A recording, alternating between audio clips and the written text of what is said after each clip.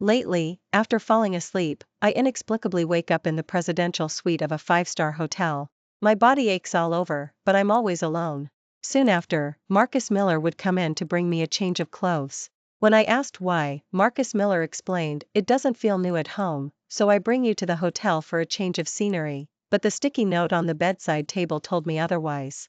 Beware of your husband. Before we continue, please subscribe to this channel and tell us in the comments where you're listening from. Today I left work early, planning to attend a corporate reception with Marcus Miller. I arrived at the private dining room early, intending to surprise Marcus Miller. While waiting, I accidentally spilled something on my clothes. As I went behind a room divider to deal with the stained fabric, I heard voices outside and thought Marcus Miller had arrived with the bosses from the partner company. I was about to step out and greet them, but then I overheard a conversation that chilled me to the bone. "Mr. Miller, you're so generous, willing to share Mrs. Miller with us, haha.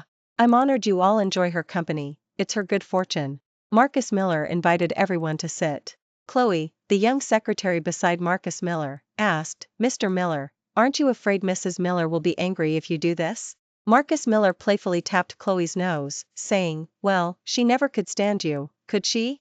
I've been keeping count for you, she's insulted you 33 times.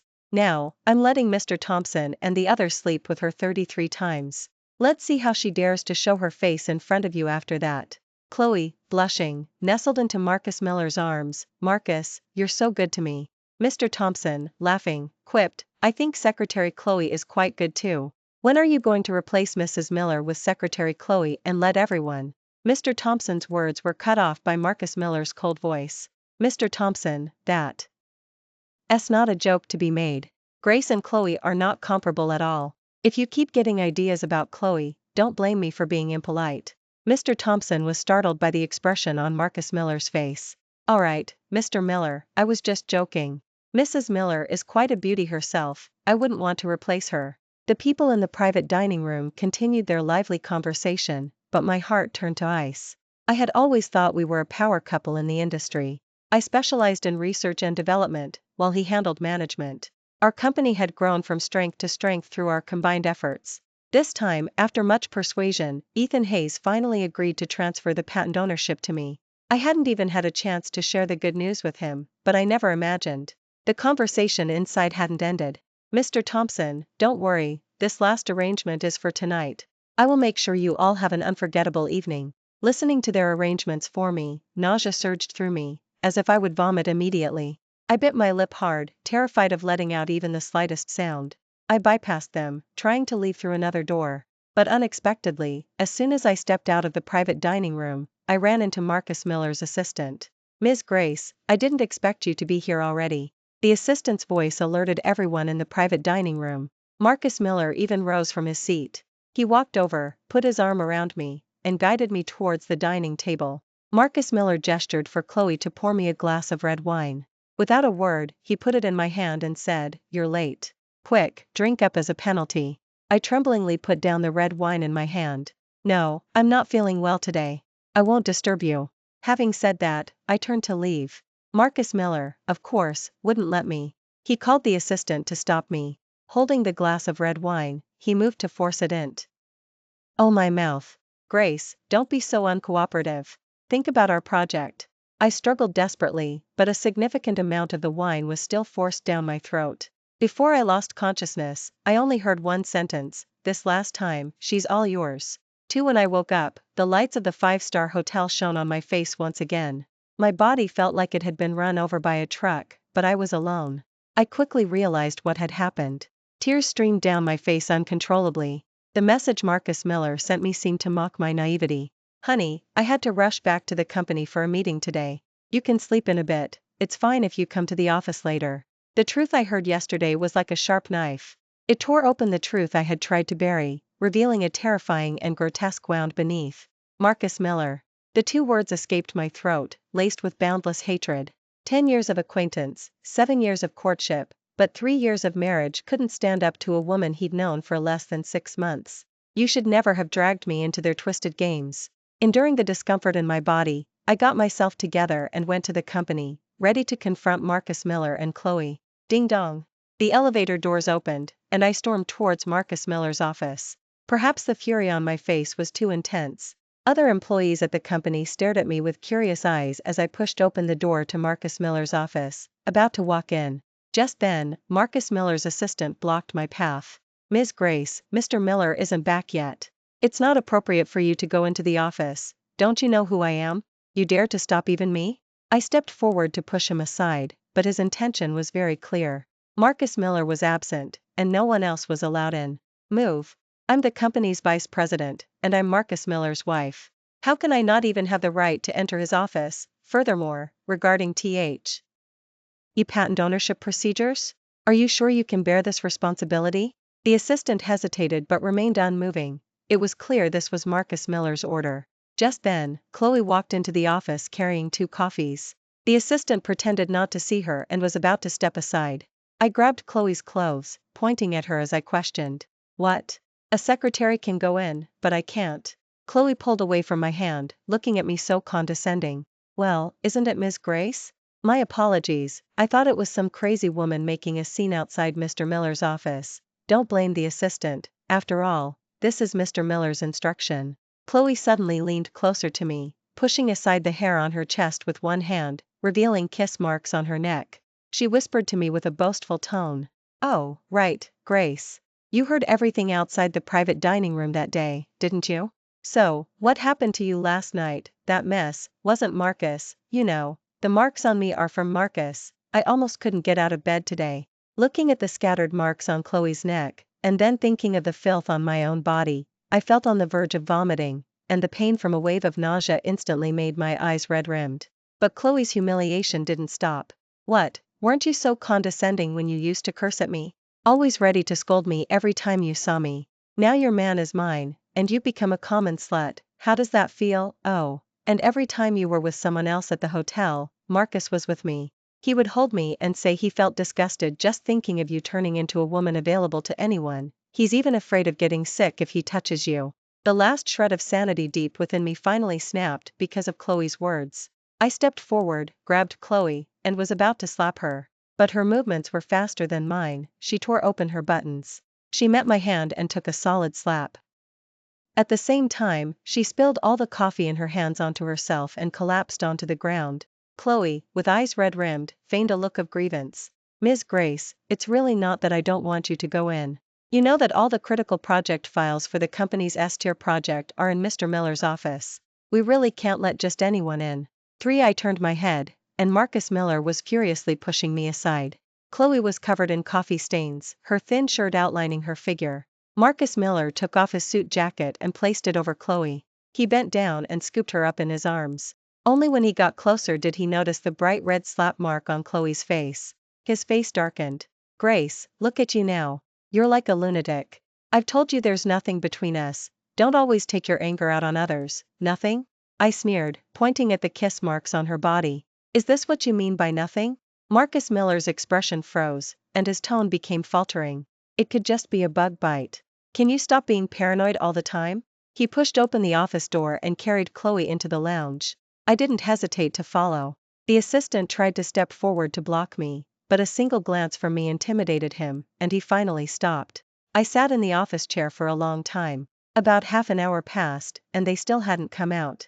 Instead, I received a video from Chloe. Marcus Miller and Chloe were kissing passionately on the sofa in the lounge.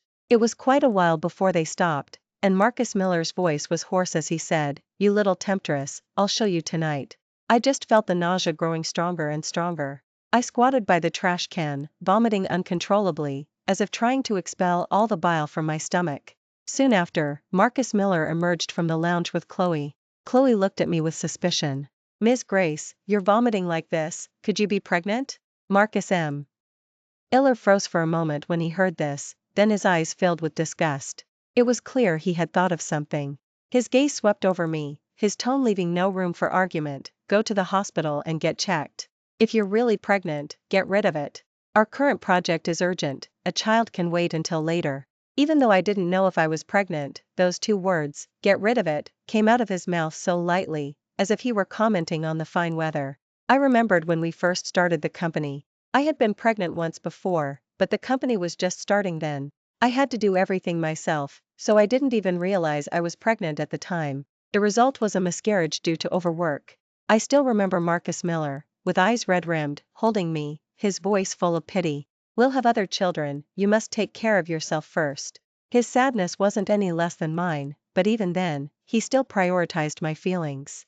But now, for him, telling me to abort a child was as casual as telling me to eat a meal. The project? What does this project have to do with me now? You won't even let me into the office. I stood up and stared directly at Marcus Miller, all traces of hurt gone from my eyes, replaced only by boundless hatred. Marcus Miller instinctively flinched under my gaze. His voice was unnatural. "I'm not talking to you about this. You go rest. I'll have Chloe book an abortion for you. You absolutely must go and take care of this child, understood? Also, regarding the patent ownership for this project, I'll have Chloe handle it for now." I felt like I could barely breathe. So this was your objective, wasn't it? Are you really going to entrust such an important matter to a pretty face? I personally secured every one of these patent ownerships back then. Many people only reluctantly agreed out of respect for my mentor. Patent issues can affect the future business development of the company. You'd better think this through carefully. Chloe picked up the authorization letter. "Ms. Grace, you don't really think the company can't function without you, do you? I believe that as long as the profits are substantial enough, no one will refuse money." Marcus Miller didn't refute her. It was clear he thought the same. "In that case, it seems there's no longer any reason for me to stay with this company." I took out my phone and directly applied for resignation through the system. "No need for a break, Mr. Miller. I don't think there's any need for me to continue this job." Marcus Miller started to say something but was stopped by Chloe. "Ms. Grace, don't keep threatening to resign." Right. Marcus Miller thought. When he first wanted to keep Chloe, I had threatened him with resignation in the same way. Thinking of this, Marcus Miller didn't hesitate. He quickly approved my application on his phone.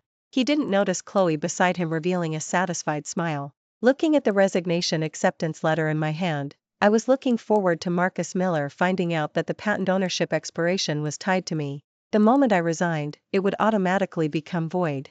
Back when we founded the company, the research and development aspect was paramount, and Marcus Miller also tried to get involved. But his professional foundation wasn't solid, and he wasn't particularly shrewd. In the end, we decided to let him handle management. Without me clearing the path and protecting him, and now having lost the company's core business, what difference was there between him and a high-level employee? I was waiting to watch the fallout from this internal crisis. I didn't linger, turning and leaving the company. Marcus Miller sat restlessly in his office chair, unsure how things had come to this. Chloe walked up behind him and gently massaged his shoulders. "It's all right. Let Ms. Grace calm down. Even if she goes for an abortion, she'll need time to rest. She has shares in the company, she won't truly abandon everything. Besides, for a big company like ours, we've collaborated with many academics for years. Our strength is undeniable. What does it matter if someone else liaises with them? The patent ownership won't be an issue." Hearing Chloe's words, Marcus Miller's anxious heart settled. That's right. The company was here, Grace couldn't possibly abandon it completely. I walked out of the office building and drove to the hospital without hesitation. Blood tests, examinations. While waiting for the results, I took out my phone and sent a message to that familiar number. "Ethan Hayes, I'm sorry. It seems our previous discussion about the patent ownership might not work out. Chapter 2-4 Where are you?" Just then, the doctor called me in for my test results. Thankfully, apart from a bit of anemia, there were no major issues. I wasn't pregnant, and I hadn't contracted any undesirable diseases. My mind was finally at ease. Finally, after the doctor prescribed some supplements, I left the hospital. Just then, I ran straight into Ethan Hayes. "Are you okay?" I wasn't sure why he asked, but I nodded. "Nothing, I just came to the hospital for a routine checkup." Ethan Hayes's expression was hesitant, as if he wanted to speak but held back. "What's going on?" I smiled, looking at Ethan Hayes. It was then that I noticed people around me pointing and whispering. "That must be her. I heard she's even a vice president at Astor Corp. Can't believe she got there by sleeping her way up. Who knew these rich people play such dirty games? Tisk, TSK, TSK. She actually has a pretty good figure. Just wonder if..." Although I had no idea what was happening, the malice of the people around me felt like it was about to swallow me whole. Ethan Hayes stopped talking, grabbed my hand, and practically shoved me into his car. "I called you, but you didn't answer. I figured you probably don't know what happened yet." I took out my phone and scrolled through the latest trending news online. It was none other than a scandalous news story about me. Shocking. Insiders reveal, a female executive at a certain company is a notorious socialite. The accompanying pictures were videos of different men leading me into the hotel. Even more, insiders claimed I was still married. Humph. Women like this surely trade their bodies for business. I counted, and it's not just a few men. There must be 20 or 30 of them. Am I the only one who feels pity for this socialite's Marcus Miller? His head isn't just green, it's a whole verdant pasture. The comments from netizens were all cursing me. Some even called for a boycott. How can someone with such bad character work for such a large company? It simply ruins the company's reputation. Soon, Astrocorp issued a response. Our company firmly upholds justice. The employee involved has resigned. Suddenly, the company's image reversed. Many netizens even praised the company for its clear stance on right and wrong. The company's shares rose considerably. I scoffed, tossing my phone aside. Seeing Ethan Hayes' concerned gaze, I suddenly felt the urge to confide in him. I must be a failure, mustn't I? I never imagined that all of this was caused by the man I shared my bed with. He personally drugged me and sent me to different men's beds. I really did become a woman available to anyone. I covered my face and let out a laugh, but as I laughed, tears streamed through my fingers. They fell, one by one, onto my lap. I cried louder and louder, until, finally, it felt as though all the wrongs, pain, and sorrow were flowing away with my tears. Ethan Hayes handed me a packet of tissues. Don't worry. You're not. My eyes red-rimmed, I looked at Ethan Hayes. Finally, I learned the full truth of the matter from him. Once I had calmed down, I choked back tears and showed a sincere smile. Even if some people treat me like dirt, there are still those in this world who genuinely care for me. I can only blame myself for my poor judgment of character. Ethan Hayes started the car and drove me home. Before I got out, he asked me, my research team is still short one person. Would you like to come work in the lab? Ethan Hayes' eyes sparkled with sincerity, the trust within them unmistakable. Yes. Back home, I took out my suitcase and began packing. This house was the first one I bought after my business venture succeeded. It was filled with memories of Marcus Miller and me. There were our wedding photos from when we first got married, various matching toothbrushes and mugs, handmade crafts I had made for him, and all the gifts he had given me. I threw everything in the house that belonged to me into the trash can. I unbound my information and bank cards. Thousands of photos in the photo album were all deleted.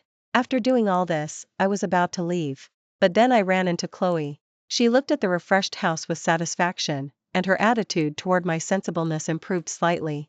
Grace, I didn't realize you were so self-aware. You know you're not good enough for Marcus, so hurry up, pack your things, and get out. Seeing her arrogant demeanor, I decided to use her one last time before I left. Even if you've harmed me like this, I'm still Mrs. Miller. If you've got the guts, make Marcus Miller divorce me. You just wait, I'll get it done right away. I took out the divorce agreement I had already printed and handed it to her. Let's see how much weight you actually hold in Marcus Miller's heart. Just then, Marcus Miller walked in. He saw me dragging a suitcase. Looking at the room's decor, Marcus Miller had a bad feeling. Grace, why are you dragging a suitcase? Before I could answer, Chloe squeezed next to Marcus Miller. Marcus, I've got the document. She flipped the divorce agreement to the signature page. Sign here for me. Marcus Miller actually signed it without even looking. I remembered when Marcus Miller once told me, always pay extra attention when signing anything. Always read the terms of the agreement carefully, one by one, to avoid unnecessary losses. Yet, he didn't even glance at what Chloe handed him. Chloe placed the divorce agreement aside when she picked up her own bag. She pulled Marcus Miller, wanting to leave. Just as they were about to walk out the door, Marcus Miller finally remembered me. Grace, where are you going with that suitcase? You forgot, Ms. Grace is going to the hospital. Chloe laughed awkwardly, trying to pull Marcus Miller away. Let's go quickly. We don't want Mr. Davis to get impatient. But Marcus Miller stared at me intently, trying to get an answer from me. Chloe's gaze at me also turned hostile.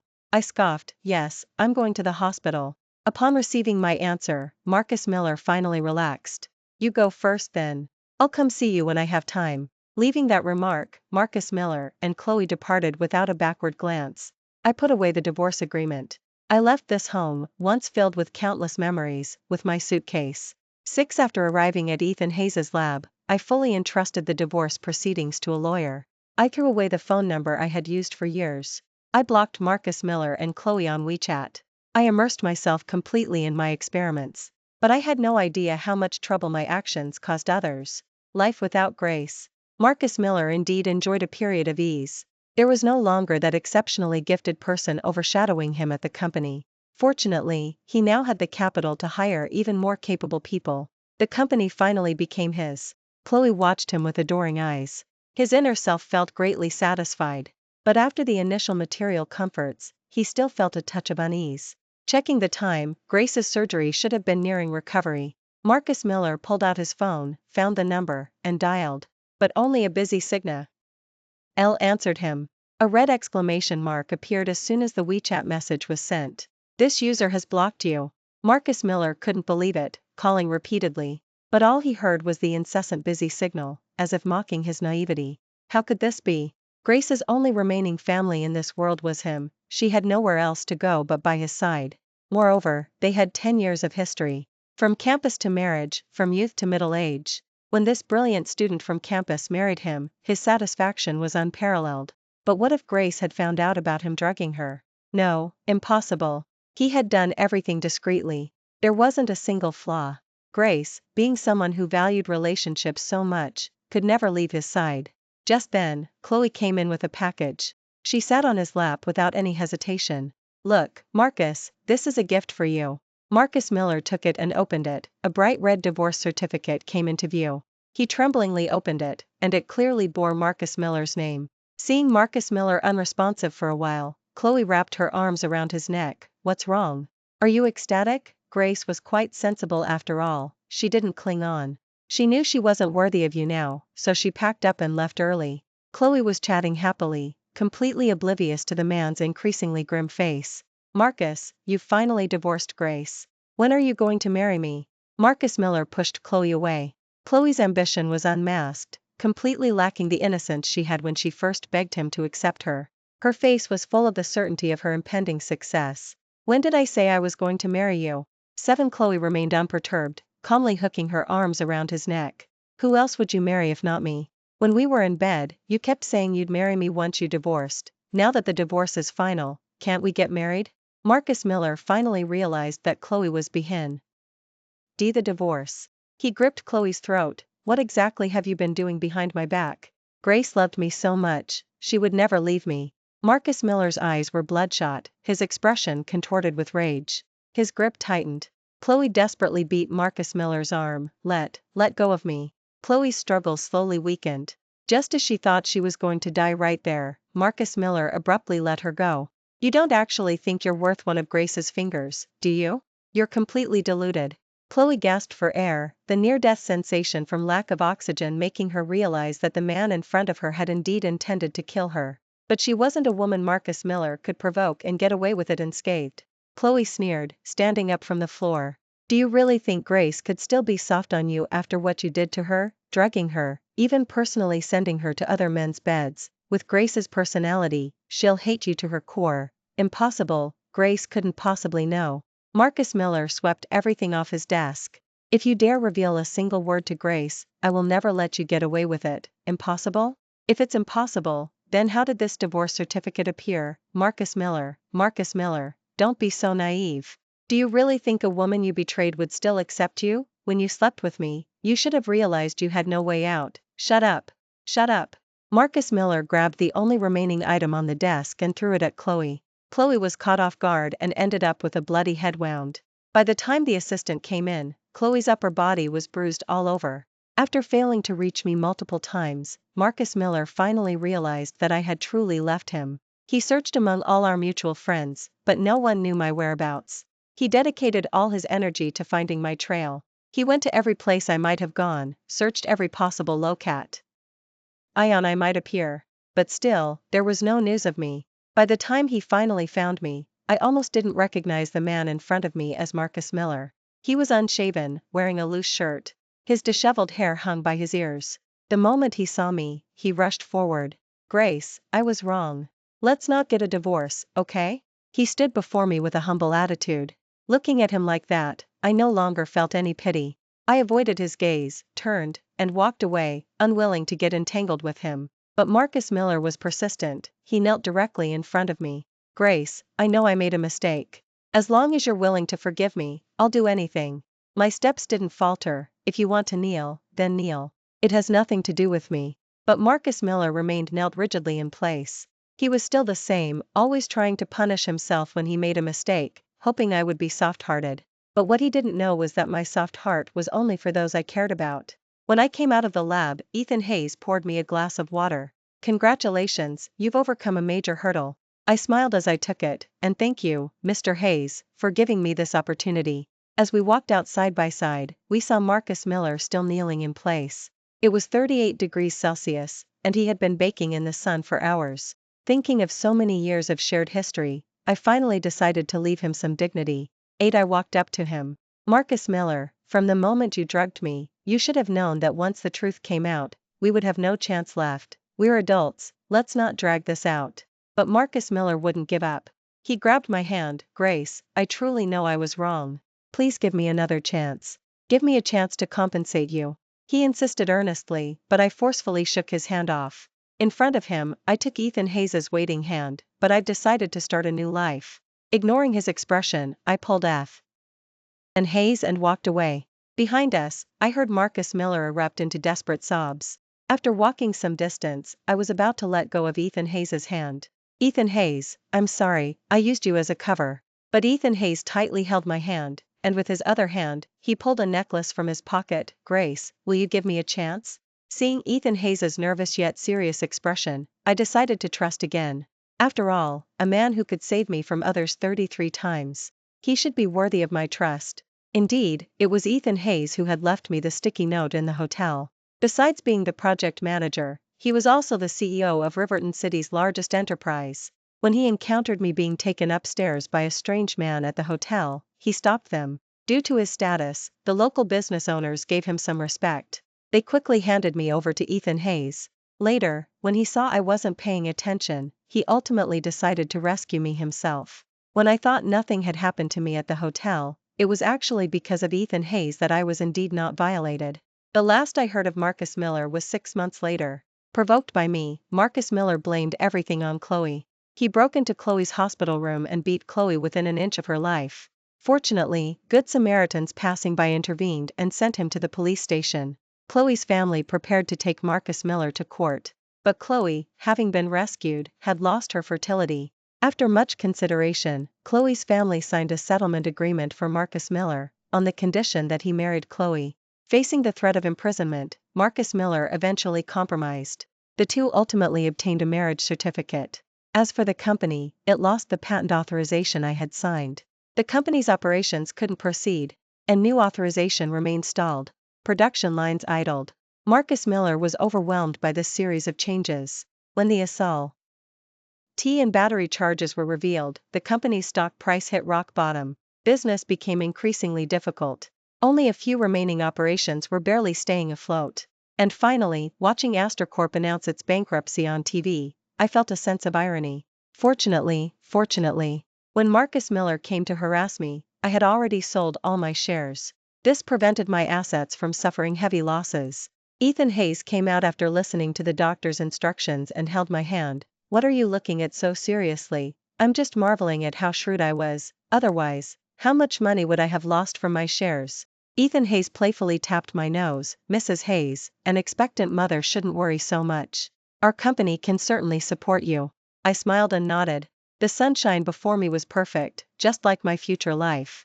Thank you for watching today's story. If you liked this video, please like it and share it with friends. We look forward to hearing your thoughts in the comments section. Feel free to share your views, and don't forget to subscribe to our channel for more exciting stories. See you next time.